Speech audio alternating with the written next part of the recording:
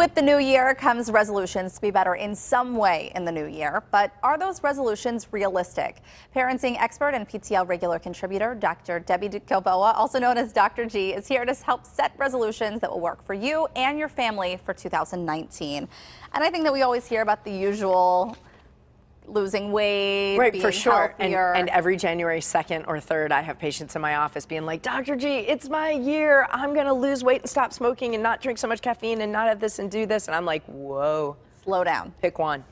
Pick one small change that you would feel really good if it was done and stick to it. Because do you know what? It takes 3 months to build a new habit. Wow. That's a long time. It's a long time to stick with something because you don't stick with it the whole time. You stick with it and you stop and you go back and you go, and you try again. It's really easy to get discouraged. I think the best thing for families about New Year's resolutions is we're teaching our kids how to evaluate how they're doing and try making a change.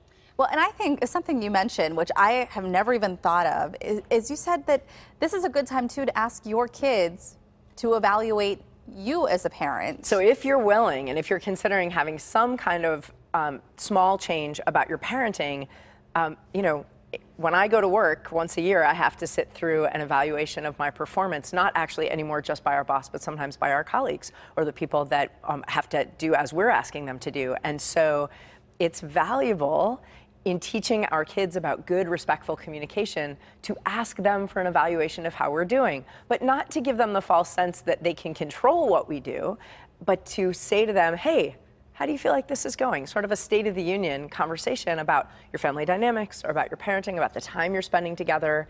It can be hard because sometimes you hear stuff that you don't want to hear. Right. But it can also be amazing. Well, and you say too, you have to take it with a grain of salt because younger kids, well, you don't give me enough cookies. Older kids, I want more screen time. And if your kids are complaining about the boundaries you're setting, take that to the bank. Be like, oh, I am doing a good job, actually. That's a resolution I made about putting this boundary, and I'm sticking to it.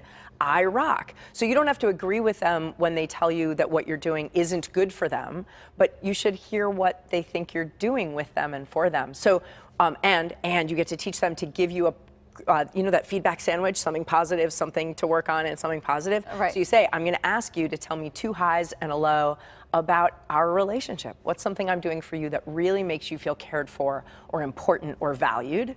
And hear what they say. And a 3-year-old can answer that, and a 17-year-old can answer that. And then say, what's something that I'm doing that you wish I would handle differently? And then say, hey, what's something else that's great about me as a mom, please? Yeah, so that I don't walk away crying from the situation. No, but I do think that that helps too, like you said, just to build their communication and learn how to have maybe some difficult conversations when somebody When I've done this with my kids and they say something like, I wish you didn't yell so much, I have to be able to hear that. Or if they say, sometimes I think you like your cell phone better than you like me, I have to be able to hear that, right? Those are the things that we're always thinking too in the back of our heads, right? But they might never know that I have ice cream that they're not even allowed to know about. And if they don't mention that, I'd be like, score, that ice cream is totally it's still safe. hidden. Well, so what are some things that we can work on as a family? I mean, I know that one thing that we do as a family, no cell phones or iPads or anything at the table at dinner. Great, and that's awesome if that works for you. You might, as a parent, be like, oh, I hear all the time about family dinner. How can I make family dinner happen? Or how can I make family dinner a little bit more pleasant? Or, I want you to pick one small change that if you made it 3 months later, you'd be like, that feels really good. Behavioral change can be as simple as, I hate spending 10 minutes searching for my keys, so I'm gonna put a hook by the door, and the behavior change is remembering to put that on there. Right. So if one thing is, at my house, mornings were a travesty. Waking my kids started out as an argument, and I felt like that cranky feeling just kept up until they left for the bus. Right. And I didn't want that anymore. And so I went to them and said, what I want to change is feeling like we're starting every day at odds with each other. What would help? And one of my kids, my 6th grader, was like, how about I have an alarm clock instead of you waking me?